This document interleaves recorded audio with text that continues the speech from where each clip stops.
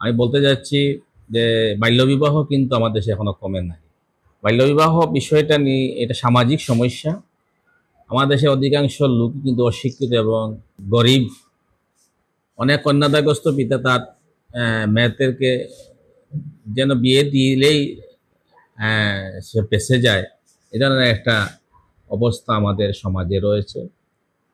এই জন্য আমি দায়ী করবো আমাদের এই সামাজিক অপপ্রেক্ষাপট এবং এই আমাদের দারিদ্রতা, আমাদের পিতামাতার সচেতনতার অভাবই কিন্তু বাল্যবিবাহ অনেকাংশে দায়ী।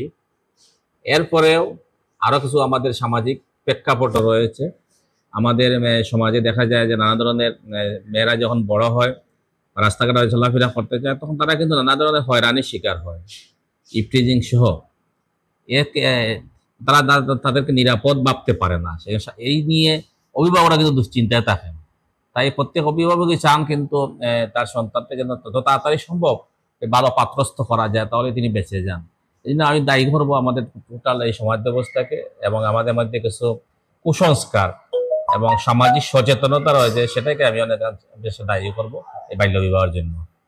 আসলে আমি শিক্ষক হিসাবে আমি মনে করি যে আমাদেরও কিছু দায়বোধ রয়েছে। যেহেতু শিক্ষকরা কিন্তু আমরা জাতি গড়ার কারিগর বলা যায়, কিন্তু বর্তমান যে অবস্থা, সে অবস্থান থেকে আমি বলবো যে আমাদের শিক্ষকদের ভূমিকা কিন্তু অতি নগণ্য। শিক্ষকরা কিন্তু আজকের সমাজে আমরা দেখতে পাচ্ছি যে শিক্ষকরা কিন্তু নির্যাতিত এবং নিগৃহীত হচ্ছে। কেননা এই জন্য দায়ী আমাদের বর্তমান প্রেক্ষাপট, বর্তমান সমাজ ব্যবস্থা। কিন্তু নিয়ম উচিত ছিল আমাদের শিক্ষকরাই কিন্তু আমরা এই সমাজটাকে পাল্টাবার জন্য উদ্যোগ নেওয়ার, কিন্তু আমরা যদি উদ্যোগ নিই সেটা কিন্তু কার্যকর হচ্ছে না বা হবে না যতক্ষণ না পর্যন্ত এই সমাজ এটাকে স্বীকৃতি দিবে বা সমাজ শিক্ষকদের যথেষ্ট মূল্যায়ন করবে।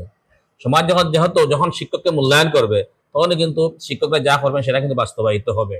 আমাদের অধিকাংশ শিক্ষার্থী, আমাদের জানা মতে অনেক আমাদের অগুচরে বা আমাদের স্কুল বন্ধ থাকাকালীন সময়, ছুটির সময় অনেক মেয়ের শিক্ষার্থী বিয়ে হয়ে যায়, এটা আমরা অনেকে খবরই পাই না। আমি আগেই যে বললাম যে আমাদের এই সমাজ ব্যবস্থাটা এই জন্য দায়ী বাল্য বিবাহের জন্য।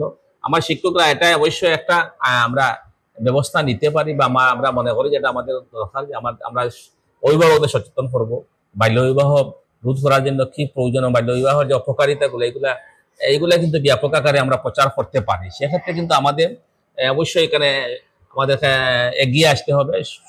সরকারকে এগিয়ে আসতে হবে। সরকার যদি আমাদেরকে আলাদাভাবে একটা দায়িত্ব দেয় যে এইটা করতে হবে, আপনাদের এই বিদ্যালয়ের সৃষ্টি করতে, সচেতনতা বাড়াতে হবে, অভিভাবকদের নিয়ে সভা সেমিনার এইগুলা করতে হবে, তাহলে কিন্তু আমরা এই দায়িত্বগুলো কিন্তু আমরা পালন করতে পারি।